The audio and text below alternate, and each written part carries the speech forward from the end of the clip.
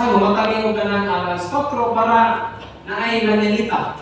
Yan indot dito sa maningita may so kay kapit. Naay ganang pang puting inita. Kay Biko nag-aandam sa birthday celebrator. No?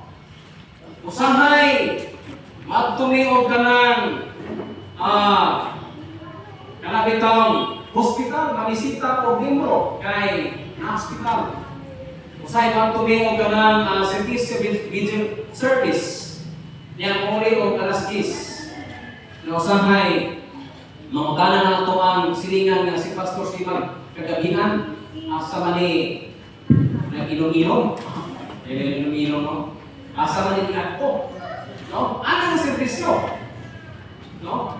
Kalipay lang nga amo nang kibuhat dahil mabisita ng membro, ulaag. Yang usahay, lang kami sa mga membro, amo ka pa ng ampuan. No? Mag-ampok dito nga, Lord, panalingin namin mga baktin sa membro. Aron mo mahimong dako dayon malisod. Dayon paglantaw sa pikas kulungan daghang mga manok. Ingon ni si pastor nga, Lord, panalingin kini iya ilahang manukan. Kay adili itong pangtari manukan kay aron mutawi dayon mabaligya maihaw.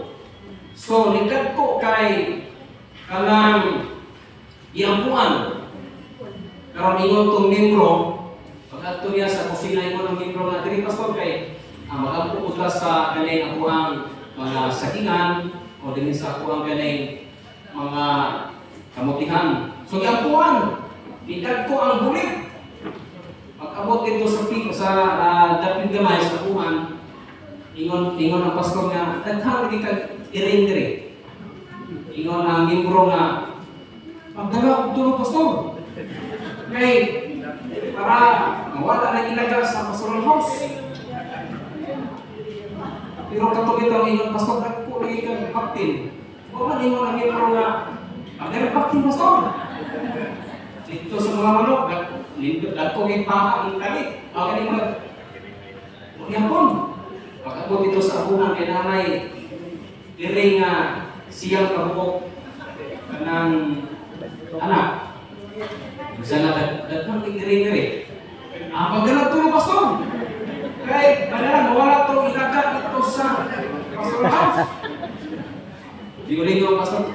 Kampo kapoy ko lagi. Kampo ko ni mono kani kampo tiwala. Kita may istorya na pero Tinuod. Reality gina. Realidad gina siya. Amalay padala mo wala. Pero na po yung bandili. Para panalanginan. Kasi kaya bisita sa pastor, dagko na inyong kabuti. Dagko na ang anak sa inyong diri. Padalaan na po. Pag di ko manap ni sa mga magkuhat Dalag iring. kini, Lord kay nagsalit kami nga ang panalangin sa Ginoo karabang dili mupakyas ang ato ang pugi nga Dios mo hatag din siya. Ini amo ang lain panglabas usali ka gasa sa Ginoo ihatag kanamo. Ini kadasig usali ka gasa ya sa kinabuhi. Kung ini napita sa mga pastor ni si Reverend Ernesto Bulak, no? Lasi kay Pastor Bulak ingon nga mga pastor. Then ikatulong, find joy in the Lord, not in worldly things. Verse 4, delight yourself in the Lord, and He shall give you the desires of your heart. May exo dili pasabot niya kung kada bitaw hining mapunta ining naadayoy kanang rangin naadayoy mga grasya. Dito. Pero kung ang imong kalipay na sa Ginoo, ang imong kasing-kasing ma-align sa kabuton sa Dios o ihatag dayon sa Ginoo ang imong mga pangandoy. Kada bitaw ingon nga let yourself to the Lord, and He shall give you the desires of your heart. Murabag kana bitaw mga prayers sa mga batanon nga nagampo ba mo nga mga batanon nga Ginoo kagay ko kuyab nga kanang gwapo o tinutagay ko uyab nga guwapa. Niya kay wala pa man kini abot ang uyab. Nabalaka ba mo? Nga wala pa ko na akti o uyab. No? Parayo ba mo kabalaka? Kay base sa inyong mga pag-ampo karon, tubag na sa Ginoo. Isa may kanasikat sa TV nga kini ang iyahang iasawa karon, iyahan ang gigugos-gugos sa una. Sinikso ko, di ba? Kuyawa eh. Sinunin mo na, isa ka na na siya, iyahan ang gigugos-gugos. Pero karon iyahan ang asawa. Kaya tama nga, ang Ginoo ay nag-andam o para na to, no? Para sa inabuhi nga kanang ikaw adunay nindot nga pagmaon. So kung mayroon ka find joy in the Lord, not in worldly things like so on, akong balikon sa mga magbuhat sa akong iglesia. Ang kalipay sa mga church workers, dili kini magbase kung saan kadaghan sa material nga butang nga among madawat gikan sa mga members. Like so on. Ang usa sa mga nakalipay sa mga church workers, kaning gihimo sa mga kapastoran, mga pastors, apilang kaili, apilang si Pastor Mura, diha sa mga sa loto sa iglesia. Kini adunay membro nga kanunay nagpalipod sa buhaton sa simbahan. Alipay kay ko naglantaw yung ganiha kay mo report si Silibuli, hinong wala nagkaandam si Yusin ganiha, no? Nagkarabang isulti ang mga activities, ang mga buhaton sa simbahan. Kaya, inyo na dumog, inyong hanga sinatik, kana nga mga buhaton. Nalabay sa kayo ganiha ng aming report sa ilahang buhaton. So, usa na sa makapalipay na itong ingon nga magbuhat, na kini nagpamilog yun ang membro, no? Sa buhaton sa simbahan. Dili ito ng kanang itong LP. May LP din, no? Literature na, no? Wala sa din. Si Katoday nga ito kanang sa itong trace. Dito kanang i-modest nga literature. Elder to siya. So kanang pang mga buhaton nga kanang adunay mga membro nga nagpuyo, usa gina sa makapa-dasi, makapalipay ka na mo ingon nga magbuhat sa usa ka iglesia. Then, ikaw pa, din is verse 7, rest in the Lord and wait patiently for Him. Exon siguro sa atong mga kinabuhi, nakasulay na siguro mo o kanang kapuon, ilabi na kung ang kubitawtan na lugay kaayo maabot ang mga panalangin. Kasulay na bata na, lugay may kaayo nito pang mo sa Ginoo.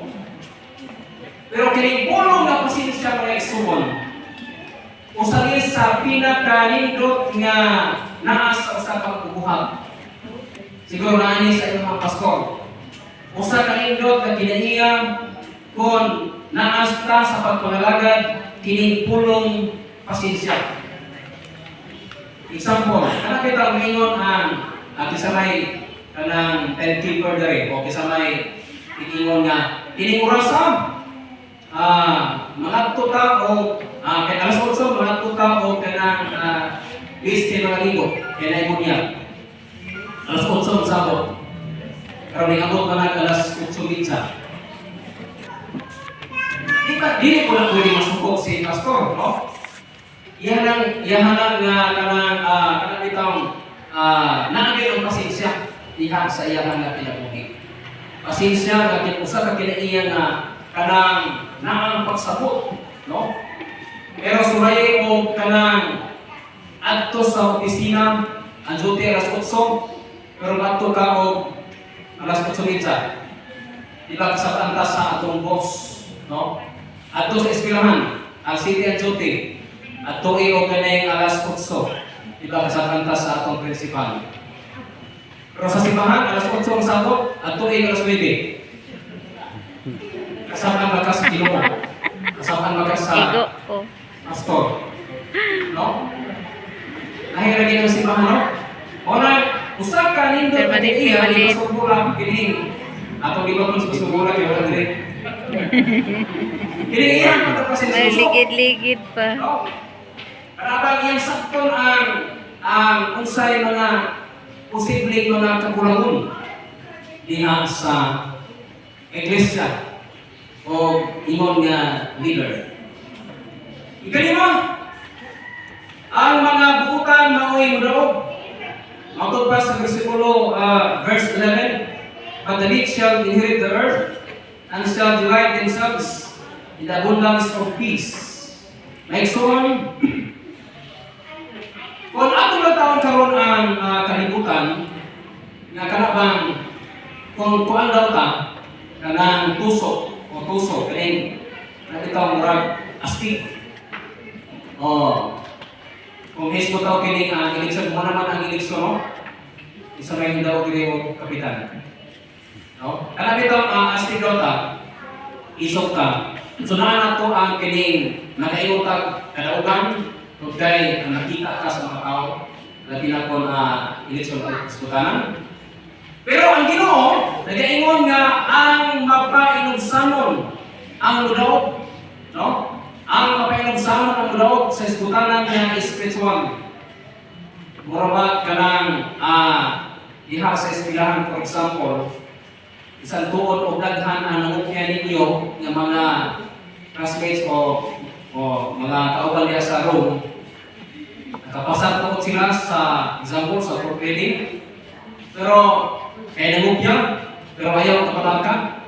Kay kanilang pagpangukya sa exam, ang mo resulta ba na dito sa kaayuhan dito na sa let o sa kaning board nga exam na ito. Eh dito wala na may ukyahanay.